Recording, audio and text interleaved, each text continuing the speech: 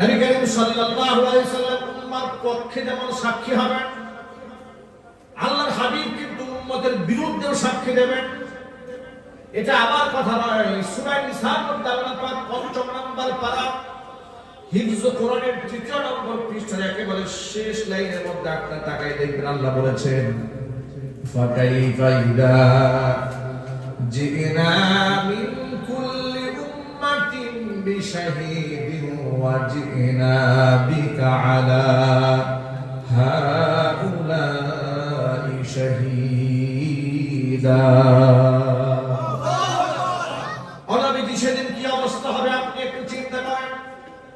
ফাকাইফা ইযা জিনা মিন কুল্লি উম্মাতিন বিশাহীদ, প্রত্যেক উম্মাহ থেকে, প্রত্যেকটা জাতি থেকে একজন সাক্ষী দিন আমি দাঁড় করাবো।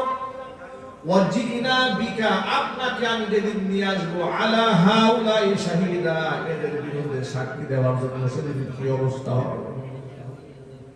কি সাক্ষী আল্লাহ নবী দেবেন? ওয়াকাল রাসূল ইয়া রাব্বি ইন্না কওমি ইত্তাখাযু হাযাল কুরআনা মাহজুরা। রাসূল সেদিন কিয়ামতের দিন বলবে, রব্বুল আমিন, আমার উম্মতের এই অংশের লোকেরা এই কুরআনটাকে পরিত্যক্ত করে ছেড়ে দিয়েছে। রাসূলুল্লাহ নাউযুবিল্লাহ। যুবকেরা, কুরআনকে পরিত্যক্ত করে ছেড়ে দেওয়া যাবে না। কুরআন আমাদের গর্বের ধন, কুরআন আমাদের গর্বের প্রতীক। আল্লাহ পাক কুরআন নিয়ে সন্তুষ্ট হতে বলেছেন।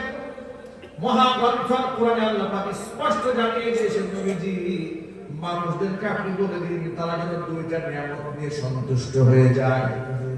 কুল বিফাদলিল্লাহি ওয়া বিরহমাতিহি ফাবিযালিকা ফালইফরাহু হুয়া খায়রুম মিম্মা ইয়াজমাউন।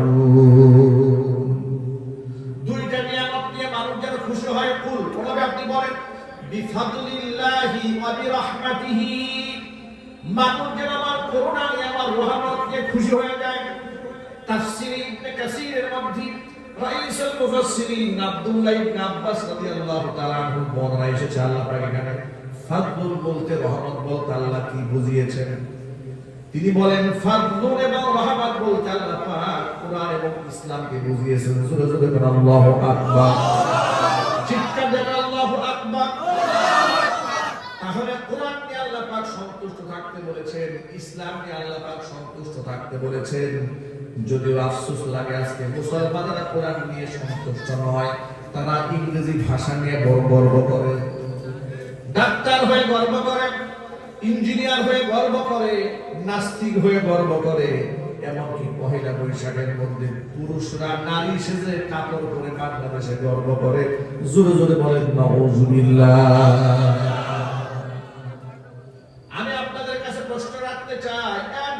জবাব দেয়া বলে আসমানে নিচে জমিনের উপরে কোরআনের চাইতে দামি সম্পদ আর আছে? এটা আমার কথা নয়, আল্লাহর হাবিব রাহমাতুল লিল আলামিন বলেছেন, আল কুরআনু যিনান লা ফাকরা বা'দাহু ওয়ালা যিনান দুনাহু।